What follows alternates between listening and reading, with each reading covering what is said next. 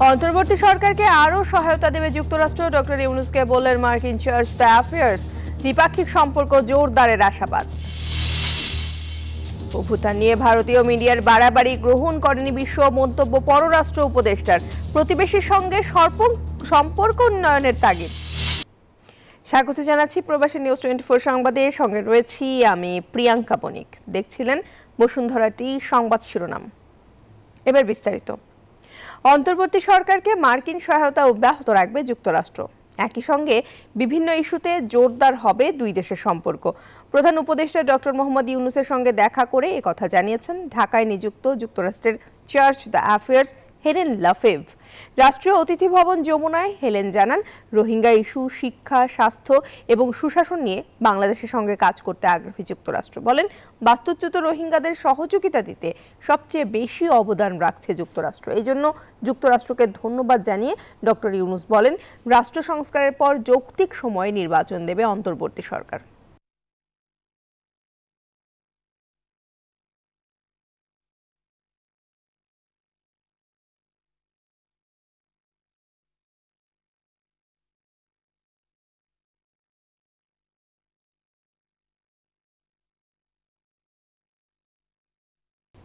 অন্তর্বর্তীকালীন সরকারের প্রধান উপদেষ্টা ডক্টর মোহাম্মদ ইউনূসকে অভিনন্দন জানিয়েছেন জাতিসংঘের শরণার্থী বিষয়ক high commissioner Filippo Grandi. Telephone করে এই অভিনন্দন বার্তা দেন গ্রান্টি। বাংলাদেশকে সংস্কারের প্রায় অসম্ভব একটি দায়িত্ব সাহসিকতার সঙ্গে গ্রহণ করায় প্রধান উপদেষ্টার প্রশংসা করেন তিনি।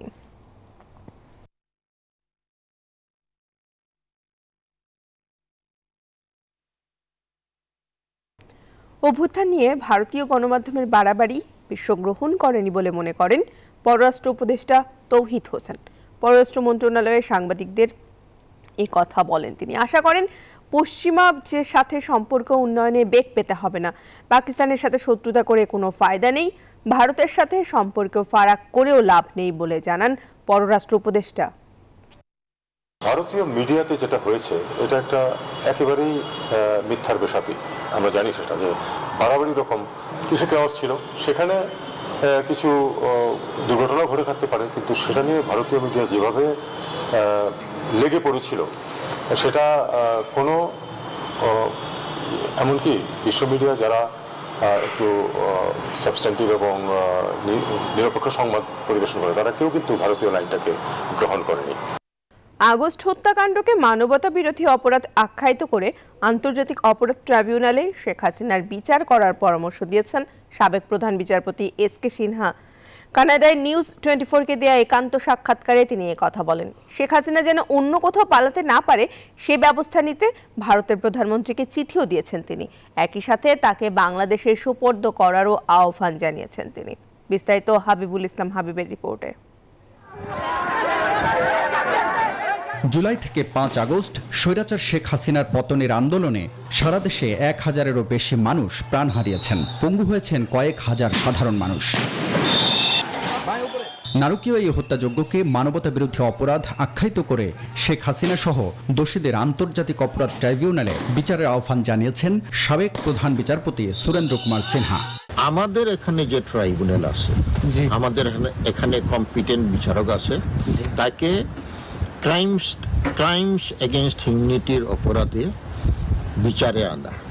এবং আমি এই ব্যাপারে ভারতের প্রধানমন্ত্রী নরেন্দ্র মোদীকে আমি রিকোয়েস্ট করেছি তাকে যাতে বিদেশে যেতে না দেওয়া হয় এবং তাকে বাংলাদেশের কাছে সুপর্দ করা হয়। হাসিনা বিচার বিভাগকে পঙ্গু করে দিয়েছেন মন্তব্য করে সাবেক প্রধান বিচারপতি বলেন, বিচার বিভাগকে প্রভাবমুক্ত করে পরিপূর্ণভাবে স্বাধীন করতে পারলেই হয়রানি কমবে সাধারণ মানুষের। করাপশনটাকে এটা সিস্টেমেটিক করে দিয়েছে এবং বিচার বিভাগকে সে পঙ্গু করে দিয়েছে। দুঃখজনক হলো সত্য, আমাদের কোনো জুডিশিয়াল একাডেমি বাংলাদেশে নেই। শেখ হাসিনা দুর্নীতিকে নিয়মে পরিণত করেছেন মন্তব্য করে দেশের অর্থ পাচার রোধে দুর্নীতি দমন কমিশন আইনেও কিছু সংশোধনী আনার পরামর্শ তার। এই আইনে কিন্তু সরাসরি মামলা দায়ের করার কোনো বিধান নেই, কোনো নেই আপনাকে পারমিশন দিতে হবে। অনেকগুলা প্রসিডিওরাল পারমিশন এইগুলা নিতে অপরাধটা সংগঠিত হয়ে এরা পালিয়ে যাবে। আমাদের অর্থ ঋণ আদালত আইন এইটা একেবারেই যুগোপযোগী না। এটাকে অ্যামেন্ডমেন্ট করে যাতে এই টাকা রিকভারির ক্ষেত্রে দীর্ঘসূত্রিতা এটা বন্ধ করতে হবে। ব্যাংকগুলোকে ইন্ডিপেন্ডেন্ট ভাবে তাদের সিদ্ধান্ত দেওয়ার ক্ষমতা দেওয়া। তৃতীয়ত, তোষামোদকারী প্রফেসর ইউনূসকে আমি রিকোয়েস্ট করব এই তোষামোদকারীদেরকে যাতে উনি দূরে রাখেন। সংবিধানের ষোড়শ সংশোধনী বাতিলের রায় এবং কিছু পর্যবেক্ষণের কারণে ক্ষমতাসীনদের তোপের মুখে 2017 সালের অক্টোবরের শুরুতে ছুটিতে যান সিনহা। পরে বিদেশ থেকে তিনি পদত্যাগপত্র পাঠিয়ে দেন। এরপর ঋণ জালিয়াতি এবং অর্থ পাচারের মামলায় সাবেক প্রধান বিচারপতি এস.কে. সিনহাকে 11 বছরের কারাদণ্ড দেন আদালত, যা মিথ্যা সাজানো বলেও উল্লেখ করেন তিনি। হাবিবুল ইসলাম হাবিব, নিউজ 24, ঢাকা। কলকাতায় চিকিৎসক শিক্ষার্থীকে ধর্ষণ ও হত্যার ঘটনায় আরজিকর হাসপাতালের সাবেক অধ্যক্ষ সন্দীপ ঘোষকে গ্রেপ্তার করা হয়েছে। আরজিকরে এমন হত্যাকাণ্ডের 26 দিনের মাথায় সোমবার গ্রেপ্তার হলেন সন্দীপ ঘোষ। এর আগে গত 16 আগস্ট থেকে টানা 15 দিন সিবিআই এর জেরার মুখোমুখি হতে হয় সন্দীপকে। এদিকে আরজিকরের সাবেক অধ্যক্ষের গ্রেপ্তারের খবরে খুশি আন্দোলনরত জুনিয়র চিকিৎসকরা। তাদের দাবি, শুধু সন্দীপ ঘোষ নয়, এই ঘটনায় দায়ী সবাইকে গ্রেপ্তার করতে হবে।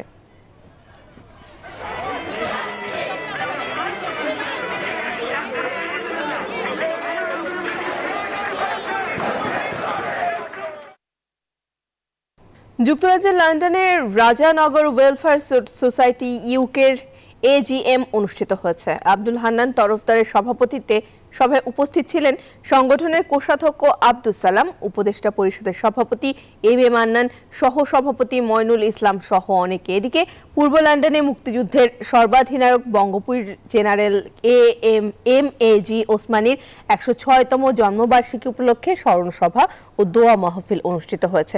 ওসমানী মেমোরিয়াল ফাউন্ডেশনের ইউকের আয়োজনে এই সভা অনুষ্ঠিত হয়।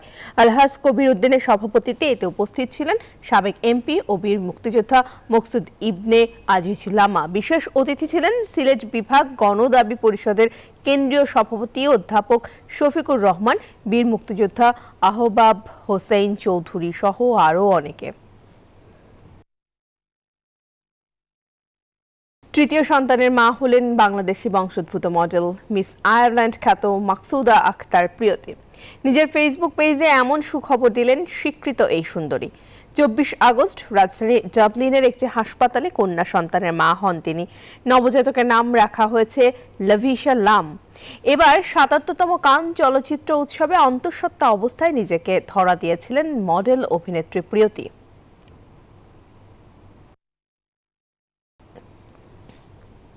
যুক্তরাষ্ট্রের প্রেসিডেন্ট নির্বাচন ঘিরে প্রচারণায় ব্যস্ত সময় পার করছেন দুই প্রার্থী কামালা হ্যারিস ও ডোনাল্ড ট্রাম্প।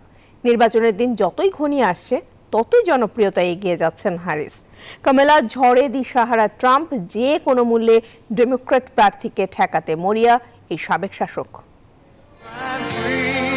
আগামী নভেম্বরের মার্কিন প্রেসিডেন্ট নির্বাচনকে সামনে রেখে অনেকটা অপ্রতিরোধ্য গতিতে এগিয়ে যেতে দেখা যায় ডোনাল্ড ট্রাম্পকে। প্রথম বিতর্কে বাইডেনকে ধরাশায়ী করায় ভূমিধস বিজয়ের কথাও বলেন কেউ কেউ। অনেকে ধরেই নেয় দ্বিতীয় মেয়াদে ক্ষমতার পথে ট্রাম্প। তবে নাটকীয়ভাবে বাইডেন চলে যাওয়ার পর ভাইস প্রেসিডেন্ট বাইডেনের স্থলাভিষিক্ত হওয়ায় বদলে যায় পুরো চিত্র। এখন পর্যন্ত বেশিরভাগ জনমত জরিপে এগিয়ে রয়েছেন কমলা। রয়টার্সের সর্বশেষ জাতীয় জনমত জরিপ অনুসারে সারা দেশে ট্রাম্পের চেয়ে কমলা হ্যারিস 4 পয়েন্টে এগিয়ে। শুধু তাই নয়, ফক্স নিউজের সর্বশেষ জরিপ 4টি অঙ্গরাজ্যে 3টিতেই এগিয়ে কমলা। 59 বছর বয়সী কমলার এমন অব্যাহত সাফল্যে দিশেহারা 78 বছর বয়সী ট্রাম্প। তার প্রচার শিবির থেকে বলা হয়েছে অতি কদর্য এই জরিপ মোটেও সত্য নয়। এর মধ্যে কমলাকে কটাক্ষ করে তির্যক মন্তব্যের মাত্রা বাড়িয়েছেন ট্রাম্প। সাবেক শাসকের নানা বেফাঁস বক্তব্যের বিব্রত নিজের সমর্থকরাই। And we don't need another defective person as president of the United States. We just had that. এর মধ্যে 30 আগস্ট ওয়াশিংটন ডিসিতে দাতব্য সংস্থার অনুষ্ঠানে অংশ নিয়েছিলেন ট্রাম্প। মঞ্চে বক্তব্য রাখার পাশাপাশি নাচ দেখিয়ে দর্শক মাতিয়েছেন প্রবীণ এ নেতা। এই বয়সে এমন নাচানাচি করায় সমালোচনাও করছেন কেউ কেউ। চন্দ্রানী চন্দ্রা, নিউজ 24। প্রবাসী নিউজ 24 নিচ্ছে একটা বিরতি, সঙ্গেই থাকুন। আরও একবার স্বাগত প্রবাসী নিউজ 24 সংবাদে। দুর্নীতিবাজদের ধরতে শিগগিরই সাঁড়াশি অভিযানে যাচ্ছে অন্তর্বর্তীকালীন সরকার। বিগত 15 বছরের সরকারের বেশিরভাগ মন্ত্রী, এমপি, সুবিধাভোগী, আমলা ও ব্যবসায়ীদের ধরতে ছক কষে মাঠে নামছে আইন শৃঙ্খলা রক্ষাকারী বাহিনী সহ অন্যরা। এরই মধ্যে অভিযানের মূল চালিকা শক্তি হিসেবে থাকা দুদক 7 সদস্যের প্যানেল গঠন করেছে। টিআইবি বলছে, কর্তৃত্ববাদী সরকারের সুবিধাভোগীদের ধরতে টাস্কফোর্সকে দ্রুত মাঠে নামতে হবে। তবে অভিযান পরিচালনার আগে দুদক কমিশনকেও ঢেলে সাজানোর পরামর্শ সংস্থাটির। তাসলিম তৌহিদের প্রতিবেদন। 11 সেনা সমর্থিত তত্ত্বাবধায়ক সরকারের সময় সন্ত্রাস ও দুর্নীতি বিরুদ্ধে সাঁড়াশি অভিযান চালানো হয়। তখন আতঙ্কে দুর্নীতিবাজদের অনেকেই রাস্তায় গাড়ি ও টাকার ব্যাগ ফেলে পালিয়ে যাওয়ার নজির আছে। সারা জাগানো সেই অভিযান আবারও নতুন করে আলোচনার খোরাক জোগাচ্ছে। ছাত্র জনতার গণ অভ্যুত্থানের পর বিগত 15 বছরের এমপি, মন্ত্রী, সুবিধাভোগী আমলা ও ব্যবসায়ীরা এখন আতঙ্কে। সম্প্রতি 1000 টাকার নোট বাতিলের গুজবে অনেকে তড়িঘড়ি করে ডলার কিংবা স্বর্ণ কিনে বাসাবাড়িতে লুকাচ্ছে বলেও অভিযোগ উঠেছে। এরই মধ্যে রাজধানী মোহাম্মদপুরের বাসা থেকে 3 কোটি টাকা সহ গ্রেপ্তার হয়েছে সাবেক সচিব শাহ কামাল। চূড়ান্ত করা হচ্ছে অবৈধ সম্পদের খোঁজে যৌথ অভিযানের টাস্কফোর্স গঠনের ছক। ইতোমধ্যে দুদক বিশেষ অভিযানে অংশ নিতে কমিটিও গঠন করেছে। কখনো কোনো অন রিকুইজিশনে কোনো প্রতিষ্ঠান হয়তো কোনো অভিযান চালাচ্ছেন, সেখানে দুর্নীতি দমন কমিশনের কাউকে প্রয়োজন হয় তাদের সহযোগিতার জন্য, সেক্ষেত্রে এই প্যানেল থেকে আমাদের কার্যক্রম গ্রহণের জন্য পাঠানো হবে। টাস্কফোর্স গঠনকে ইতিবাচক উল্লেখ করে আন্তর্জাতিক দুর্নীতি বিরোধী সংস্থা টিআইবি বলছে, স্থায়ীভাবে মাঠে থাকলে দুর্নীতির প্রবণতা কমবে। প্রায় সব ক্ষেত্রে মানি লন্ডারিং বা অর্থ পাচারের বিষয়টা জড়িত আছে। সেই কারণে আমরা কিন্তু পরামর্শ দিয়েছি সরকারকে এবং সংশ্লিষ্ট প্রতিষ্ঠানগুলোকে যে একটি টাস্কফোর্স গঠন করার কথা বলেছি। দুদকের যে পুনর্গঠনের দরকার, দুদককে ঢেলে সাজানো দরকার, এটি কিন্তু ভুল আর কোনো সুযোগ নেই। তারা যেটা করছে এর মাধ্যমে এটিকে ধামাচাপা দেওয়া যাবে, এটি আশা করা উচিত বলে আমি মনে করি না। আগামী 4 সেপ্টেম্বর থেকে সরকারের অস্ত্র উদ্ধারের অভিযানের পর দুর্নীতি বিরোধী অভিযান পরিচালনা করা হবে বলে জানা গেছে। বিশেষজ্ঞরা বলছেন, দুর্নীতিবাজদের ধরতে সাঁড়াশি অভিযান চললে দেশে স্থিতিশীলতা ফিরবে। তবে অভিযান বিলম্বিত হলে দুর্নীতিবাজ ও অপরাধীদের রক্ষার সুযোগ তৈরি হবে। তাসলিম তৌহিদ, নিউজ 24, ঢাকা। সরকারি কর্মচারীরা সম্পদের হিসাব না দিলে খবর আছে, এমন হুঁশিয়ারি দিয়েছেন জনপ্রশাসন মন্ত্রণালয়ের সিনিয়র সচিব মোহাম্মদ মোখলেসুর রহমান। সোমবার সচিবালয়ে তিনি এই কথা জানান। আগে আমরা মনে করতাম শুধু কর্মকর্তাদের দিতে হবে যারা ট্যাক্স পেয়েবল, কিন্তু দেখা গেছে চতুর্থ শ্রেণীর কর্মচারী, পিওন অথবা আমরা কি বলবো ড্রাইভার 400 কোটি টাকা অথবা 9 কোটি টাকা এখন তো পাওয়া যাচ্ছে। এই জন্য এটাকে মডার্ন আপডেটের ওয়েতে যাতে সম্পদ বিবরণী দাখিল করতে পারে এই কাজটা শুরু করেছি। জনপ্রশাসনেরও সব কিছুর উপরে একটা কি বলবো গার্জিয়ানশিপ দিতে হয়। এখানে দুর্নীতি দমন কমিশনের সেক্রেটারি সাহেবকে আহ্বায়ক করে 5 সদস্য একটা কমিটি অলরেডি করে দেওয়া হয়েছে। ঢাকা 7 আসনের সাবেক সংসদ সদস্য হাজী সেলিমের 5 দিনের রিমান্ড মঞ্জুর করেছেন আদালত। অন্যদিকে 2টি পৃথক মামলায় আওয়ামী লীগের প্রচার ও প্রকাশনা সম্পাদক আব্দুস সোবহান গোলাপের আরও 3 দিনের রিমান্ড এবং সাবেক বাণিজ্য মন্ত্রী টিপু মুন্সিকে কারাগারে পাঠানোর নির্দেশ দিয়েছেন আদালত। এদিকে ধানমন্ডি থেকে আটকের পর ছাড়া পেয়েছেন সাবেক মন্ত্রী আনোয়ার হোসেন মঞ্জু। ছাত্র আন্দোলনের লালবাগের আজিমপুর এলাকায় গুলিতে নিহত খালিদ হাসান সাইফুল্লাহ হত্যা মামলায় হাজী সেলিমকে কড়া নিরাপত্তার মধ্য দিয়ে হাজির করা হয় ঢাকার চিফ মেট্রোপলিটন ম্যাজিস্ট্রেট আদালতে। তদন্তের স্বার্থে আসামিকে 10 দিনের রিমান্ডে নেয়ার আবেদন জানায় লালবাগ থানা পুলিশ। এই সময় অসুস্থতাজনিত কারণ দেখিয়ে আসামির রিমান্ড বাতিলের আবেদন জানালে দুপক্ষের আইনজীবীর মধ্যে হট্টগোল শুরু হয়। যেহেতু যারা আছে ডিসির নেতৃত্বে হত্যাকাণ্ডে জড়িত, সেখানে আমার কথা তো ওখানে বলা নাই, সুতরাং সুনির্দিষ্ট কোনো অভিযোগ নাই। সুতরাং আমার এই আসামির বিরুদ্ধে এই রিমান্ডের কোনো যৌক্তিক কোনো কারণ নাই। উনাকে রাজনৈতিক হয়রানিমূলকভাবে এই মামলা জড়ানো হয়েছে।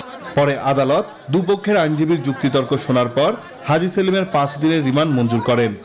এই মামলায় তদন্তকারী কর্মকর্তা এই তদন্তকালে এই আসামির বিরুদ্ধে এই মামলার সঙ্গে জড়িত থাকার সুনির্দিষ্ট অভিযোগ পায় এবং পরিকল্পনা, সহায়তা এবং ষড়যন্ত্রে কারা জড়িত এই বিষয়গুলি উদ্ঘাটন করার জন্য তাকে আরও জিজ্ঞাসাবাদ করা প্রয়োজন।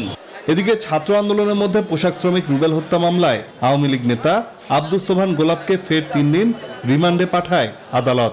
আর বাড্ডা থানার সুমন শিকদার হত্যা মামলার পৃথক শুনানি শেষে সাবেক বাণিজ্য মন্ত্রী টিপু মুন্সির জামিন নাকচ করে কারাগারে প্রেরণের নির্দেশ দেন আদালত। অন্যদিকে রাজধানীর ধানমন্ডি থেকে আটকের পর ছাড়া পেয়েছেন জাতীয় পার্টি জেপির চেয়ারম্যান ও সাবেক মন্ত্রী আনোয়ার হোসেন মঞ্জু। নাইম আলচিকো, নিউজ 24, ঢাকা। ইন্টার্ন চিকিৎসকদের কর্মবিরতিতে সোমবারও ঢাকা মেডিকেলে দুর্ভোগে পড়েছেন রোগীরা। জরুরি বিভাগে চিকিৎসা কার্যক্রম চললেও বন্ধ ছিল বহির্বিভাগের সেবা, তবে আজ থেকে খোলা থাকবে বহির্বিভাগও। এদিকে দুটি দাবি পূরণ হওয়া সত্ত্বেও আন্দোলন চালিয়ে যাওয়াকে অযৌক্তিক বলছেন ঢাকা মেডিকেল কলেজ হাসপাতালের পরিচালক রফিকুল ইসলাম, বাড়ি বাগেরহাটে। ভাঙা পা নিয়ে 9 দিন ধরে ভর্তি ঢাকা মেডিকেলে। করতে হবে অপারেশন, কিন্তু 2 দিন ধরে কোনো ডাক্তার না পাওয়ায় এভাবে জরুরি বিভাগে স্ট্রেচারে শুয়ে আছেন। পরিবারও পড়েছে তাকে নিয়ে বিপাকে।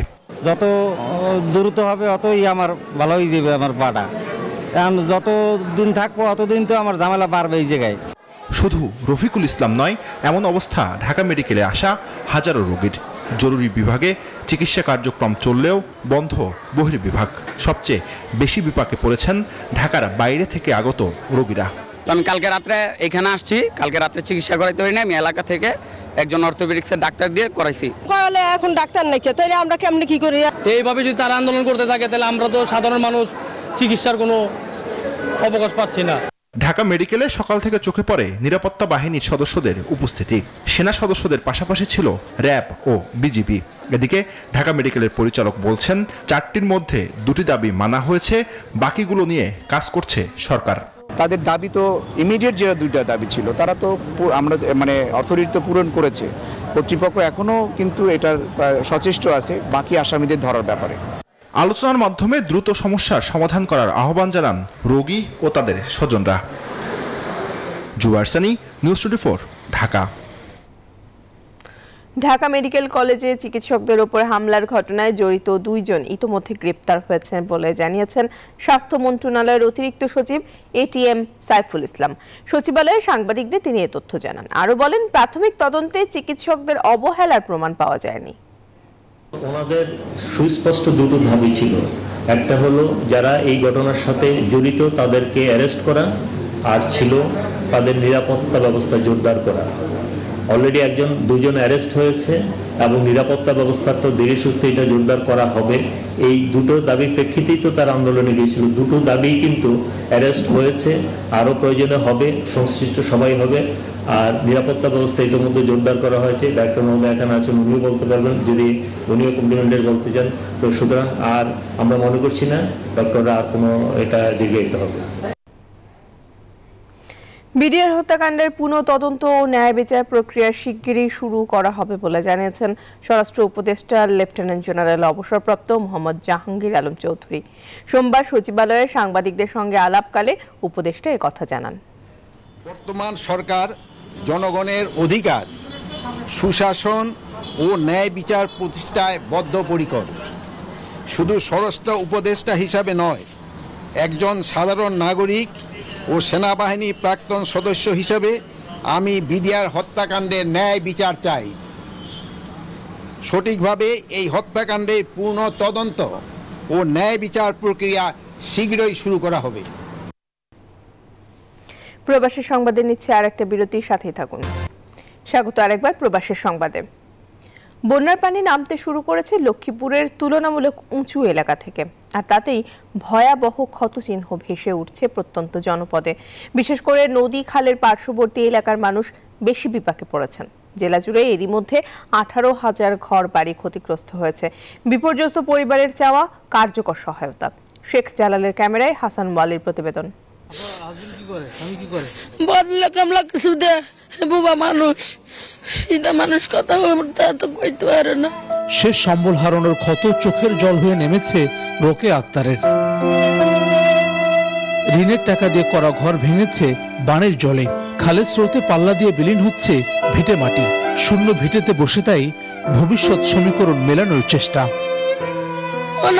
খুশি বিচারে নিখাই আমার এই ডেরা বাসা কেন বাবা নাই, বরের তলার মাটিও নাই, আর কদ্দুর অত সত্য।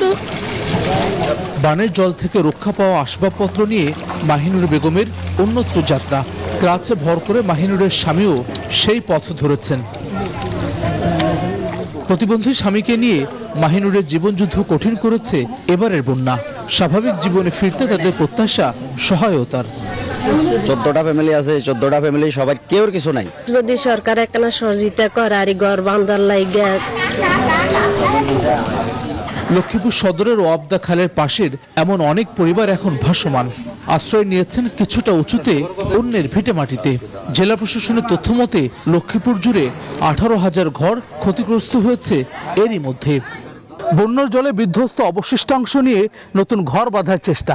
হয়তো কিছুদিন বাদে অন্য কোথাও থিতু হবেন এসব সংগ্রামে মানুষ, কিন্তু হৃদয়ের যে তীব্র ক্ষত তা শুকাবে কতদিনে? হাসান ওয়ালি, নিউজ 24, ভবানীগঞ্জ, লক্ষ্মীপুর। এই ছিল প্রবাসের সংবাদে। এতক্ষণ সাথে থাকার জন্য সবাইকে ধন্যবাদ।